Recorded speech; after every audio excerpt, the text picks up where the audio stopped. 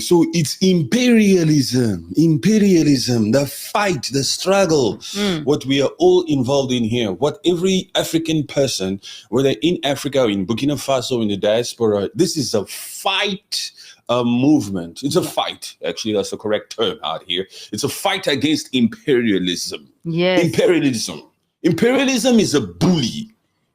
Imperialism is a bully that should be dealt with. You don't negotiate with bullies. Yes. You certainly don't stand there and expect a bully to speak for you. That bully will never change his face. It's a continuous economic leverage over African countries. That is what it is. Yes. They will never change their freaking faces. Don't expect to come out here. Don't say it's not fair. Of course it's not fair. We don't want it to be fair, says the imperialistic mindset. Yeah. Say mindset. That system. That system says, of course, it's not supposed to be fair. We, as France, we're supposed to have all the uranium that's produced in Niger, and we should power up France and Eiffel Tower, Paris, while 90% of you Nigerians should live in total darkness, in low shading, with no electricity. You guys should not feel the heat. Understand? Your little kids over there should suffer in winter. You shouldn't have any energy there. We are the imperialistic France, and for the great work that we did in colonizing you guys, or should I say you monkeys, we need lights. So imperialism. Yes, continue doing what you're doing for us only.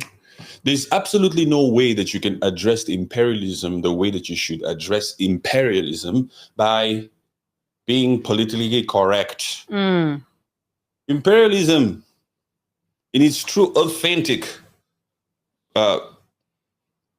position, or in its form, in its true authentic form, behind closed doors, because there are individuals standing behind imperialism. Yes. An imperialistic individual has come out here to make sure that he upholds the system of this imperialism. Yes, they are out here. They're not here to share. Not at all. It's not about sharing here. They're just greedy and they're just selfish. Yes. They are here to bully, to dominate, to take, to intrude, to come in there to control, to ask you questions, to police, to sanction, to take. You understand? Just the fact that there are no African countries in the United Nations Council with veto power shows you that we are living in an imperialistic world. You guys are just there so that you know what's going on, so that we don't have to communicate with you again separately. That's the only reason why African countries are there in the UN. It's you don't fake. get to say anything. It's fake. Let's push this system of democracy and fairness and human rights and all these things. But you people we will never put you in a position to really, really, truly be effective to support your own. Never. Imperialism.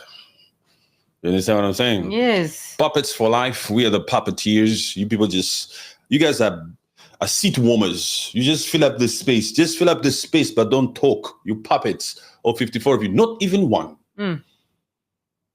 Even this South Africa, that's, to some extent, South Africa is recognized globally. Huh? They come out here and make moves. That's why South Africa is the only African country, perhaps, that was recognized to have the potential or the ability to even host a World Cup.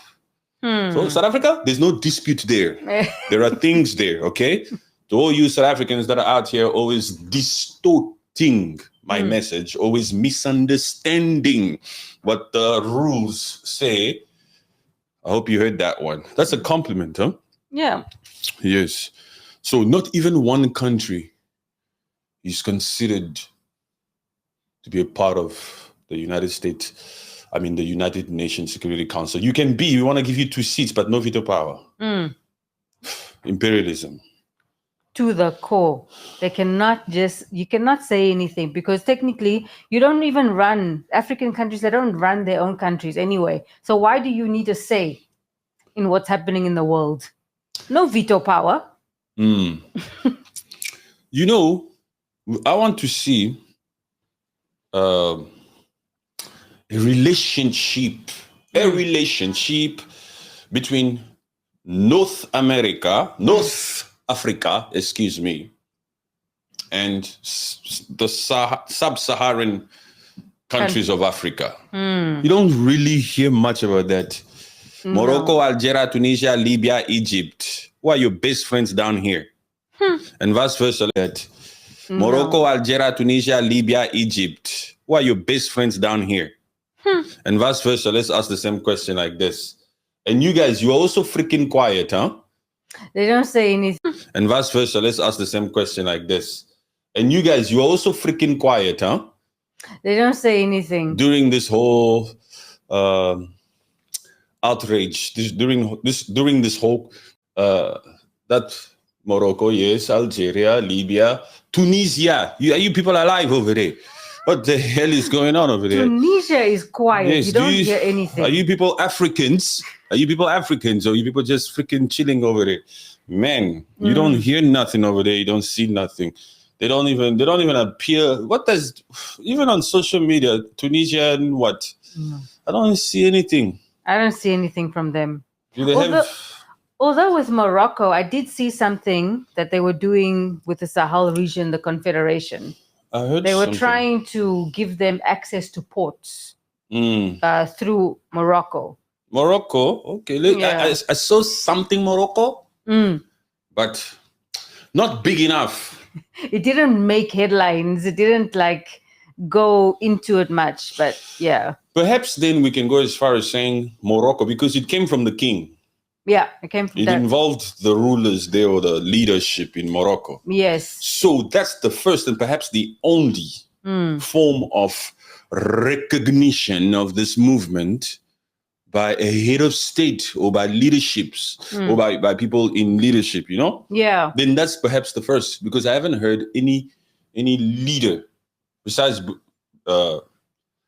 Julius Malema. Julius Malema is not the ruler. No. He's not the president. He's not the head of state. He's just a political party. He's a Pan-Africanist. Just Pan-Africanist trying to, influence the masses for everybody to do the needful here. But perhaps that's even the first one from Morocco, who suggested, who invited, who should. It doesn't even matter whether whatever they were suggesting is positive or negative. It doesn't really matter. It's the fact that they acknowledged that there's something happening there. Yes, there's a disagreement, there's a movement.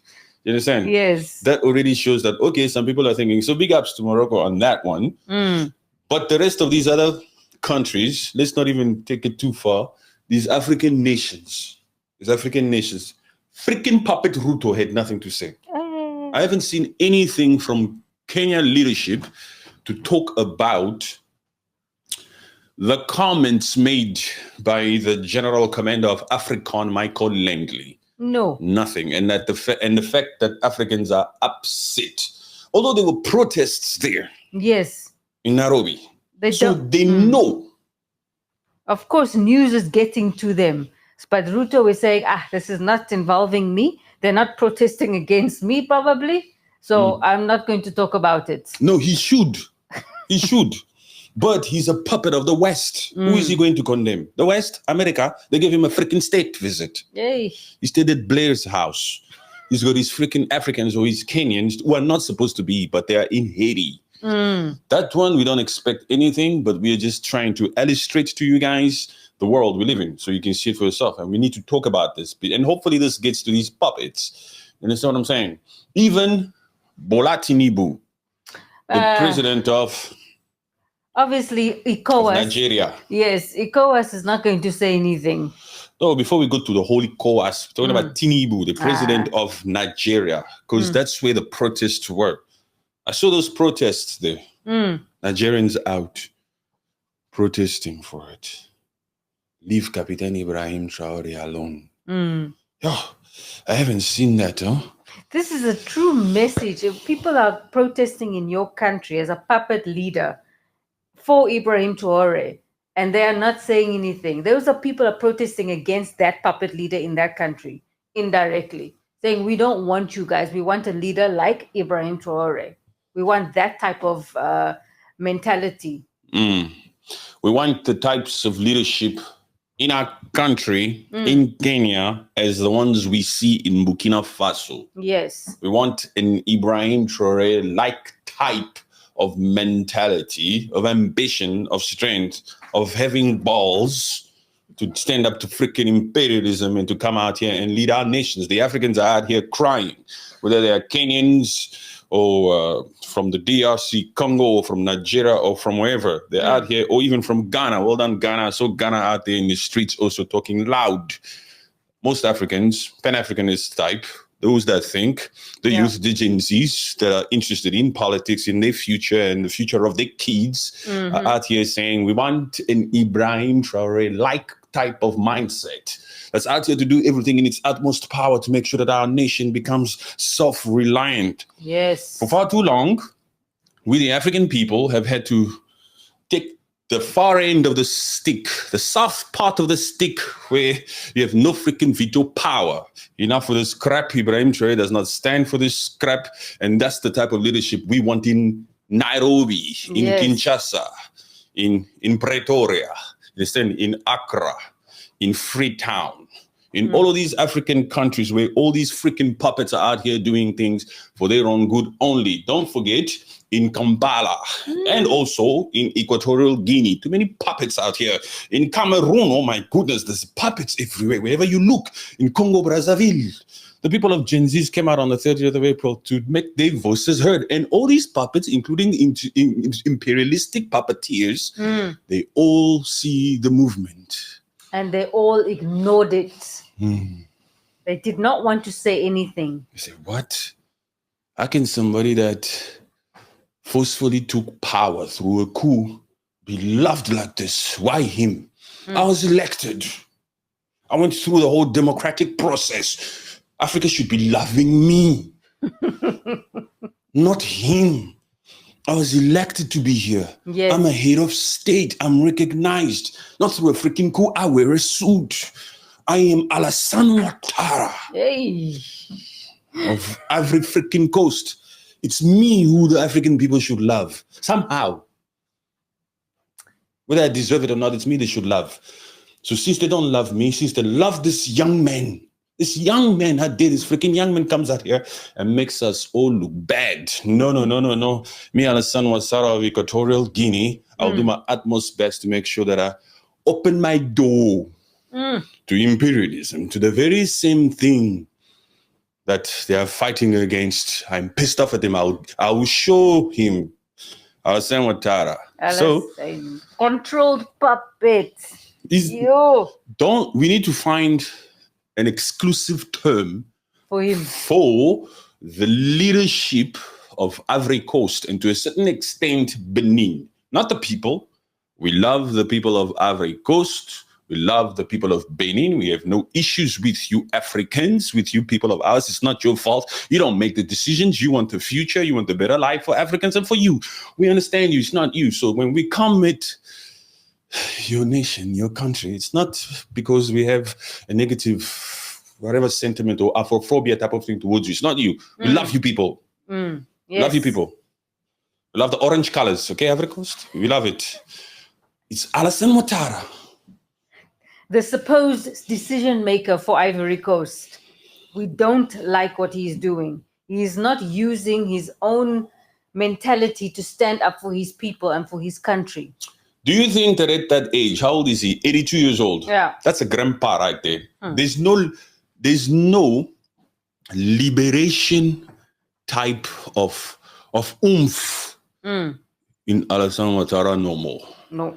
That guy just wants to live the rest of the years that he has here on this planet as comfortable as he can to continue to do things that feeds his ego as the president of a certain nation on this planet until he passes away. Oof. Most of these puppets out here, especially those that have been here for decades, Museveni in Uganda, Paul Biya in Cameroon, Alassane Ouattara, and whoever that Nguema Obiang from Equatorial Guinea, all of these ones, they don't even know. They've given up on that supposed dream they had when they were Gen Zs to liberate their own people. They've been out here for decades. They have just settled into their status quo of getting the orders and just doing what they have been told. Any puppet over 60, don't have faith in them. If any puppet, if any person, if any individual comes out here and they're over 60 and they say, I'm going to do everything in my utmost power to liberate, don't waste your time. Don't endorse. be out here to only look for fresh blood. Fresh blood, like Botswana. We like Botswana. 50, I think, 54, something like that. Yeah. But Botswana, we like.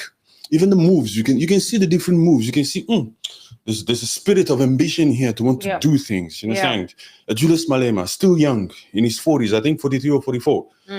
That's what we need. We don't need these puppets who've been in the House or in assembly homes or in the Congress or whatever until they're freaking 50 or 60. They've been fighting to be governors, even governors, all these ones. We just need a fresh person who even hasn't been a governor. He just comes and he takes over, preferably from the military like this. I like it like this because they are not corrupt. They haven't participated in the many corruption that most of all these freaking administrations have been through. Yes.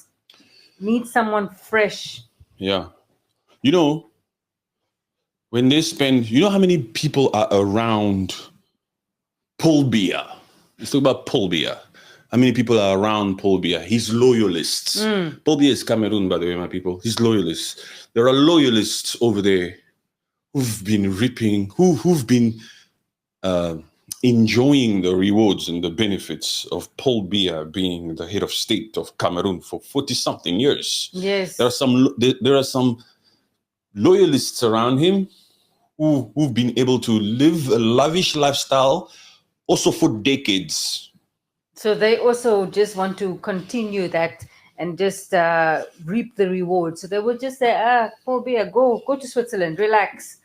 Cameroon is under control. Those are the ones who came out here when Paul Biya was missing after his trip to China sometime last year for 6 weeks, and he was in Switzerland. Those are the freaking loyalists that came out here, and they are also in the judiciary, came out here passing freaking laws to say, don't ask about your president. Keep quiet, he's fine. If you post this on social media or anything, we'll put charges on you. They came out here to threaten the citizens, to say, leave him alone. Yeah. You're not allowed to know your president. You're not even allowed to ask. Don't utter the president's name. Yes, leave him. If you do so, we're going to put some freaking charges on you. That's the audacity that puppets have in Africa. I'm telling you, no beating around the bush here. Call a spade when it comes to these freaking puppets. They're out here forcefully making people act a certain way. You will take it. You will take it. You will shut up. Yes. What do you think about your votes? We rigged those freaking elections. It's just a democratic it's just for show. It's a sensational show. Elections, the polls are open. Go and vote. But listen here. You didn't vote for him. We put him in there, says France. And we're going to keep him in there. Nonsense, man. Just keeping people in there just so that the lobbyists can benefit. And even those lobbyists, they are living their life in terms of their family and saying, no, I'm running the country. Paul Biya is nothing. Yes. They are. We have our business deals. Every policy is passed. Yes. So let the system be the way that it is. No need to try to fix things that aren't broken. Who cares about the millions of Cameroonians down there? Please, man. They already have the food that they need. They are used to that poverty. Why do you want to change the life of a poor person? That's all he knows. That's all he or she knows. Poverty to the core. Even his siblings or his related cousins or friends and family, they know that if somebody gets the flu, they could pass away. That's what they know. Yeah. Or do you want to change that? Although we who have a great life that we live in, we know that these types of sicknesses that are unaliving people in Africa can be easily treated. Although we know that, they don't know that. Leave them. Why do you want to come out here and cause unnecessary chaos that will cost us puppets to cough up money? Leave us with our money, with our mentions, with our 6 weeks vacations in Switzerland, or disappear and do whatever the hell we want to freaking do. You Pan-Africanist people, you be starting to talk too much. That's how these puppets are. Yes. Behind closed doors, these puppets are upset that some of us are out here full force, unapologetically to call their freaking crap out. It's true, huh? They're used to this type of healthcare system. The education is fine, man. They know how to write. They know how to read. It's okay. You know, these puppets don't like the fact that we have free speech because they're puppets. Why would these dictators like the fact that we have free speech. Why? They want to continue to sit on these thrones, on these seats, and steal money for life. They've been on there for decades. They certainly don't want to hear somebody to come out here and talk about the freaking many corruptions that they're involved with. They hate free speech. These freaking puppets pick and choose what is democratic, what's not. Remove that. That's too much power for these people. What you talking about? Free speech like that. If anybody speaks like this, just take protest. What protest? Yes, we see peaceful, but take them out. Take them out. Like that freaking police chief or police somebody in Kenya. Back in 2024, when these financial bills in Kenya, those protests. Yes. You saw the documentary, huh? I saw that the 3-minute clip. I didn't watch the full one yet. Yes. Blood Parliament. Yes. I saw the whole freaking full twice. Yes. I know about how BBC Africa, they did their utmost best to reconstruct the scenes of how certain Kenyans lost their lives during those freaking protests last year. Men, you even hear a voice of a certain police officer instructing another police officer with the rifle to take out. Really? Yes. Uwa, uwa, uwa. K-U-A-W, whatever. It's a Swahili term to say K-im. Hey. K-I-L-L, unalive him. You hear somebody actually giving an instruction to one. And these people, they take positions, these police brutality in Kenya. They sit out there and they were like, aiming. Jeez. Yes. And the response from the Kenyan government is just saying they are looking into the situation. Please, man. Please. Puppets will always come out here and make statements like that. It's only because the documentary came out. That is why they have said that. It's been a year. How can they not have done anything about it? You know, also, I heard that they are somehow suppressing that documentary there in Kenya.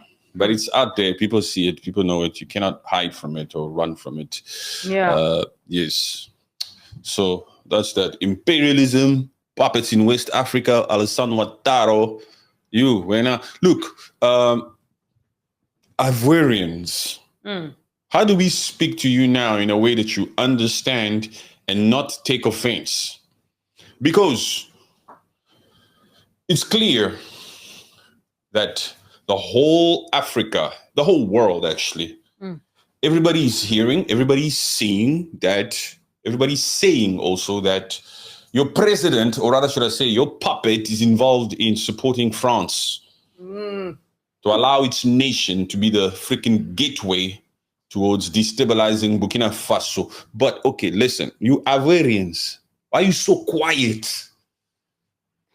What the hell is that? You try to even go into Ivory Coast, you try and see what is happening, you go, but there's no sort of news, anything that you can see that's happening recently with Burkina Faso. There's nothing. These Ivorians are so quiet that they're not even taking the time to defend the puppet. Even when the rules comes out here and says that Alassane Ouattara is worse than a puppet, he's out here allowing himself to be used by imperialistic nations to take out our own. Ivorians are still quiet. Hello? Is anybody there? It's like they've completely silenced. Yes. Like we said before at the beginning, we don't have an issue with whether we like you or not. Oh, we actually have an issue with you being so freaking quiet. You have to lead. You know, there are movements within movements. It's a whole movement, revolutionary, to be self-reliant as African nations, to take out, to call out, not to take out, to call out these imperialistic nations. But there should be certain movements within movements. Yes. Another movement that should brew out here, that should come alive here, is from those Ivorians. They should begin a movement in there of calling their own leader out. Say, look, man, the people are now bad-mouthing us. Yes, what the hell? What is that? What is that? Demand answers. That's what we want. And when we don't see it, when we Pan-Africanists don't see that, we start to think like you people are in support of that. That's why I've also always been on the Rwandese. Who knows what the hell is freaking happening between the DRC and the democratic creme de la creme of the Republic of Congo. Yes. Now, in that regard, they are completely different Ivorians and Rwandese. because Rwandese they are defending their sophisticated puppet. Those ones, They are loud about it. they are not interested in the truth. Yes. They're only interested in half-truth. Half-truth. It's clear, it's evident that, yes, he's building Kigali, but how? They don't care. Where does he get the money or the means? They don't care. So, but I also call the Rwandese out because they should at least come out here and genuinely question their leader as to what is all this, especially them. The whole world here is sanctioning us, is calling us this. You keep saying you're not there, but what are you doing at all these freaking peace talks? Why are you going? Why did you go to Qatar? Even now, as we speak, the delegation was there yesterday in Doha, between DRC and Congo. France was also there. France, what's up? What's France doing there? You know, they want peace with Burkina Faso. you know, this particular, okay, hello, my people. Let's go to the east of Africa for a second. You know, this particular conflict in East Democratic Republic of Congo, it's not an easy thing to fix. Only the US, to some extent, who we know also had or still has a lot of is also guilty of certain things happening there. Yeah. Because we know where all these natural resources, all these blood minerals, we know where they end up, right? But only them could really, who has the potential to sort out that freaking war that's been there for 3 decades. Only them. So it's extremely important to understand that because it's a very complex war. Yes. Yes. Yeah. It's been going on for so long that there's just so many things that needs to be rectified. You're going to start seeing different players coming out here. And you'll think to yourself, what the hell do you have to do with the DRC Congo? What the hell do you have to do? You know, there's also rumors here also that are now saying, not necessarily rumors, it's if you know a lot of these things, you'll know. Some of, for example, the funding that was coming from the US that was supposed to go to Ukraine, some of that funding, that $300 billion ended up in France or somehow, and some of that was used to provide arms, perhaps, or means to Rwanda for that thing to go into Congo. And all those things are the reasons why that war just keeps going on, that conflict and all that kind of thing. Yes. And Trump, I mean, the US itself, not the private sectors, but never really benefited from that. What is this? What is that? You understand what I'm saying? Yeah. There's a lot of freaking players that are involved in this mess or this craziness that's happening in East Congo. That's why as they talk about this peace deal, it's affecting, just imagine, for 30 years, a lot of people have been eating from the looting that's been happening in East Congo. When it's time to talk peace, don't think it's just US and Congo. You understand? Yes. There's a lot of hidden players, especially in that freaking Europe, that have all been benefiting and profiting from all of this. Yes. And now that they want peace somehow, the superpower wants peace because they've been given direct access to the minerals.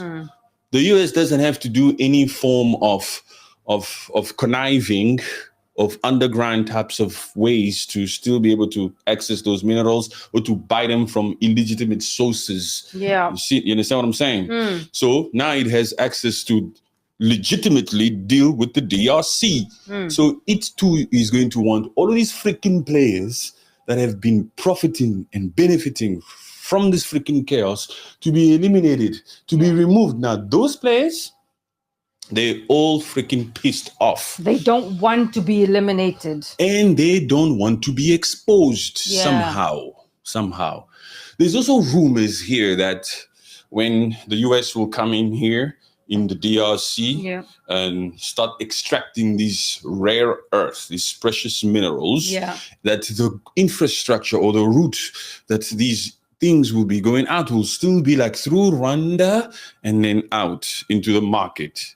which is crap, because if you listen or if you read or if you know more about the law when it comes to mining and export of these precious minerals, everything needs to be done in that particular country of extraction first. Every single document, every single origin of every single mineral, it needs to be certified there.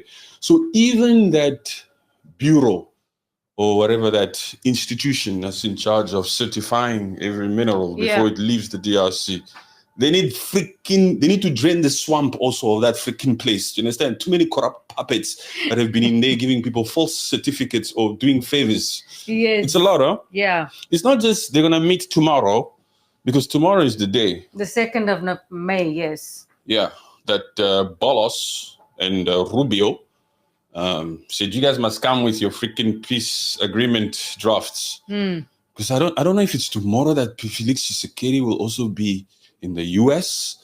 I think maybe, yeah. I don't know. The two head of states has to be there. I don't know. I'm not sure. We'll see. We'll tell. Any time will tell. But I know that they need to meet there again. Yeah. In that Washington, D.C. But yes, there's a whole lot to fix. There's too many things to fix. There's so many players involved. And some of these players that have been benefiting don't want to be exposed. They just know that the supply chain is ending now. That continuous feed. Yes. No, so now they have to actually start saving of what they were doing. They need to freaking come through the front door. They need to go to Kinshasa. You want to deal with Congo, you need to go to Kinshasa. You want some of our richness, you need to go to Kinshasa.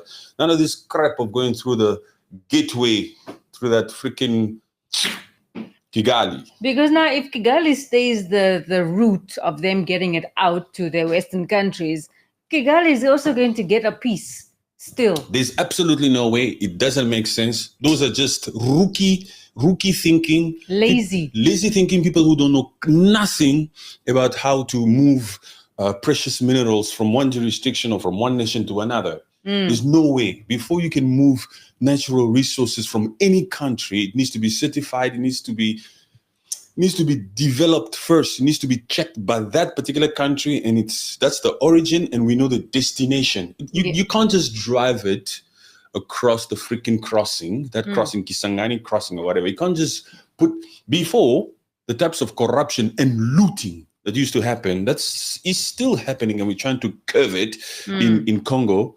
For example, even these Chinese, or however they loot. When we say they loot, it's not clean passage, huh? No. Everything, including sand, including ground, every single thing just gets thrown into these trucks. The way that as dirty as it is, it's not even picked out. It's not cleaned out. It's not well processed. It's not isolated, the minerals itself. Just the whole freaking thing and the whole ground onto the freaking truck and out. Gone. Because if you're looting, it has to be quick. They go and sort it out there. Wherever they're going, they just make sure that they loot. That they leave first. The action is done. Yes. He broke into your house and he just grabbed the whole mess. And he just ran with it. He'll sort it out when he gets that side. You understand what I'm saying? So that crap is not happening with this peace deal.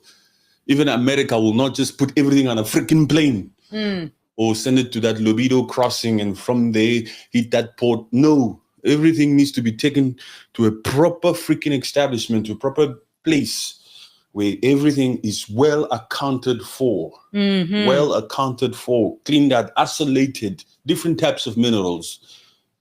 And then out. So all of that must be set up. It's such a huge thing. Rwanda and M23. Yeah, you guys are on the same side. Rwanda and M23. It's not you guys on the same side. Obviously, who's the peace deal with?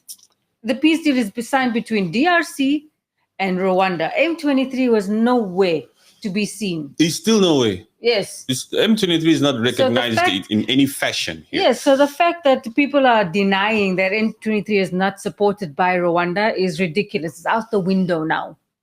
M23, like I said before, is a surrogate. Surrogate. Yes. Yes. The designated surrogate to come out here and carry the baby of Kigali. Yes. And the aim here is for M23 to give birth in Kinshasa. M23 is just a surrogate. Yes. It doesn't have a choice. Why do you people think that Olivier was such a sour face sitting by that table? M23 has signed on the freaking dotted line that it's only but a surrogate. My duty is just to go through this pain, through this attack, through this labeling of being called a rebel group or a terrorist, whatever nation or organization. We are just a designated freaking surrogate to carry Kigali's baby. To carry Kigali's baby. Okay? To give birth in Kinshasa.